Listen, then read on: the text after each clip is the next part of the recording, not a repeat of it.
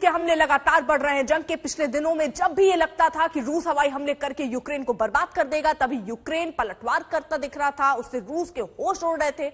आखिर अब सवाल यह है कि ऐसा क्या हुआ कि यूक्रेन अब रूस के लिए लगातार मुश्किलें पैदा कर रहा है। आखिर यूक्रेन को वो कौन सा हथियार मिल गया जिसने रूस को पीछे हटने के लिए मजबूर कर दिया।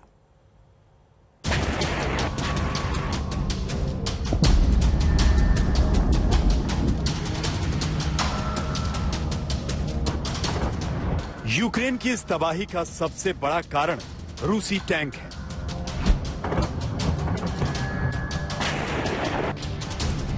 यूक्रेनी शहरों के टूटे फूटे मकानों की वजह ये रूसी टैंक ही थे।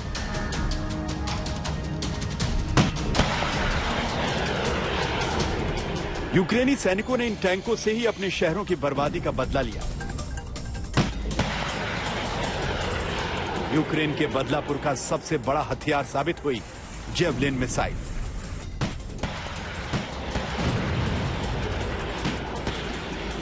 डोनेस्क में भी यूक्रेनी सेना रूस के टैंकों को इन्हीं मिसाइलों के दम पर भगा रही है।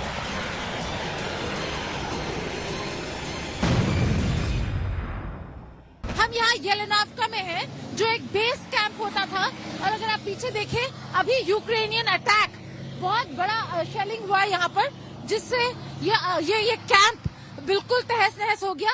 आग अभी भी जल रहा है। यहाँ पे बहुत सारे tanks, armoured vehicles, artillery carriers रखे हुए थे, तो बहुत इंपॉर्टेंट स्टेशन था। और यहाँ पर अब जितने भी फोर्सेस हैं वो पीछे हट गए थे पहले देखने के लिए कि जा सकते हैं या नहीं, और अब देखिए भाग भाग के जा रहे हैं। जितने भी टैंक्स और आर्मर्ड व्हीकल्स को रिट्रीव कर सकते हैं उनको रिट्रीव करके बाहर ले जाया जा रहा है। देखिए बाहर ले जाया जा रहा है। तो मेजर अटैक हो गया है यहाँ येलेनावका में। यूक्रेनी सैनिकों ने जेवलिन मिसाइल की ताकत से ही यूक्रेनी शहरों को रूसी टैंकों की कब्रगाह बना दिया।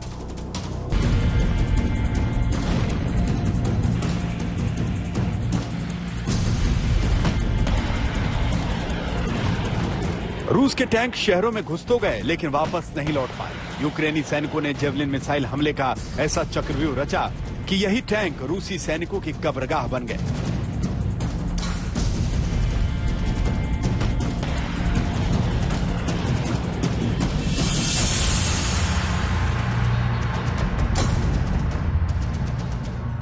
ये रूस की सेना का एक T-72 मेन बैटल टैंक है।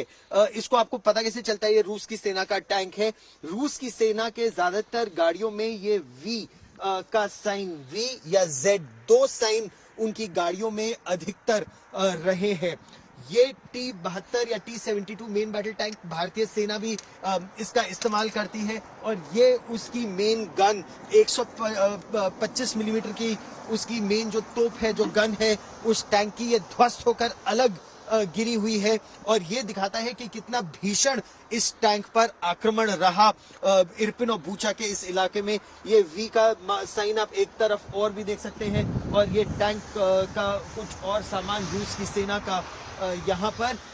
इस टैंक को ध्वस्त करने के लिए यूक्रेन की सेना के अधिकारियों के मुताबिक एक एंटी टैंक गाइडेड मिसाइल का इस्तेमाल किया गया था, और बिल्कुल अचूक उस जैवलिन ATGM का निशाना था जिसने इस टैंक को निशाना बनाया। और इस तरह के कई टैंक इस सड़क पर जो बूचा के रास्ते पर है, ऐसे कई टैंक ध्वस्त हुए हैं। दोनों ही देशों के टैंक काफी ध्वस्त हुए हैं। उसमें रूस की सेना के अधिकतर T-72 टैंक T-72s हैं, और यूक्रेन की सेना के T-64 अपग्रेडेड टैंक्स हैं।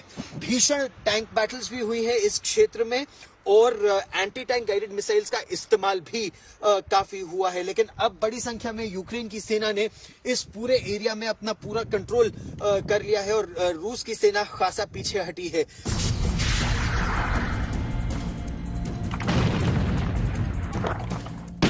रूस यूक्रेन युद्ध के 42 दिन बीत गए, लेकिन रूस के हमलों का डर पैदा नहीं हो पाया।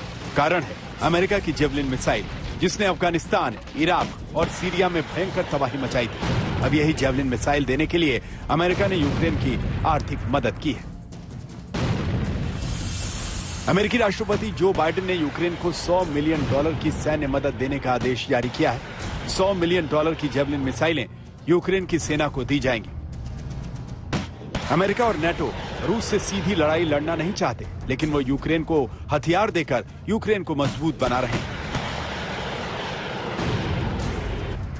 ये जो मेरे पीछे आप वी साइन देख रहे हैं, ये रूस की सेना के टैंक्स के यही निशान है। और बूचा के पास ध्वस्त इस तरह के कई टैंक इस कहानी को बताते हैं कि किस तरह से यूक्रेन की सेना ने रूस के सामने कमजोर होने के बावजूद javelin anti tank guided missile या एनलो मिसाइल का इस्तेमाल करके रूस के टैंकों और बख्तरबंद गाड़ियों को ध्वस्त कर दिया। इस तरह की ATGM जैवलिन का यूक्रेन के युद्ध में बहुत बड़ा योगदान रहा है, न केवल यहां बूचा में, बल्कि अगर आप इरपिन की बात करें या फिर बात करें अन्य क्षेत्रों की, कीव के दूसरे छोर की, हर जगह अमेरिका में निर्मित इन मिसाइलों ने रूस के आर्मर एडवांस को पूरी तरह से रोक दिया।